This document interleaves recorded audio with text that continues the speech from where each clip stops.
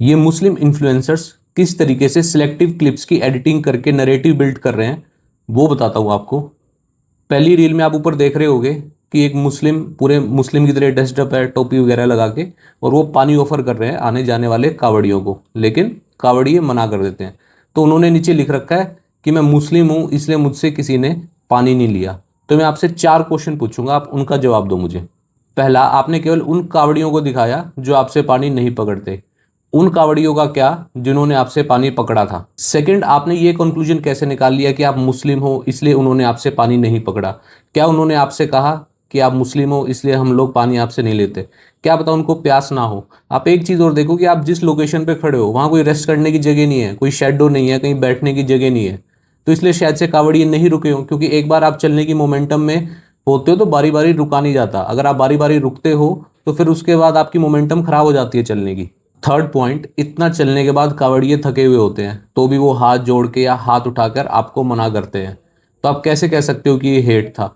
अगर वो आपको टोटली इग्नोर करते तब तो हम फिर भी मानते कि उन्होंने नफरत के कारण आपसे कुछ नहीं लिया।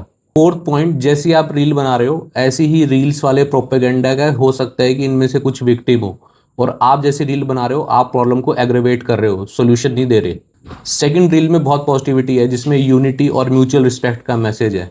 सबसे पहली बात तो नोट करने की ये है कि यहाँ पे फ्रूट्स हाथ से खिलाए जा रहे हैं, फ्रूट जूस पिलाया जा रहा है और पूरा सम्मान किया जा रहा है कावड़ियों का। पहले केस में क्या था, एक रैंडम सी लोकेशन पे जहाँ छाँव भी नहीं है वहाँ बस एक पानी की बोतल लेके खड़े थे। तो आप खुद सोचो कि किस में ज़्यादा पॉजिटिव रिस्पॉन्स मिलने के चांस हैं। सेकंड, इन्होंने एक ऐसा एज ग्रुप पकड़ा जिनमें ओपननेस टू एक्सपीरियंस होती है। थर्ड पॉइंट है कि एक आदमी की वाइब होती है इरिस्पेक्टिव ऑफ रीजन। अगर ये वाइब आपको पॉजिटिव मिलती है तो आप सोचते हैं चलो इससे हेल्प ले लेते हैं। अगर आपको नेगेटिव वाइब मिलती है तो आप उससे हेल्प नहीं लेते।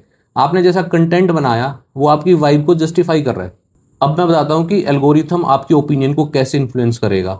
जो हेटेड वाले लोग होंगे, जो कॉमनर लोग होंगे, उनको तो जाएगी पहली रील, और जो unity in diversity, mutual respect, भाईचारे की बात करेंगे उनको एल्गोरिथम भेजेगी दूसरी रील। इंस्टाग्राम पे दोनों तरीके के लोगों के लिए कंटेंट एग्जिस्ट करता है। जैसा रील का कंटेंट होगा आप देखोगे मेजोरिटी के कमेंट्स भी वैसे ही मिलेंगे।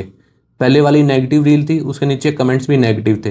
हिंदू कह रहे हैं कि हम थूका हुआ पानी क्यों पिए, मुस्लिम कह रहे हैं कि भाई तू क्यों पानी पिला रहा है। सेकंड रील जिसमें पॉजिटिव मैसेज था, यूनिटी इन डाइवर्सिटी का मैसेज था, उसके कमेंट सेक्शन भी आपको बहुत पॉजिटिव मिलेंगे।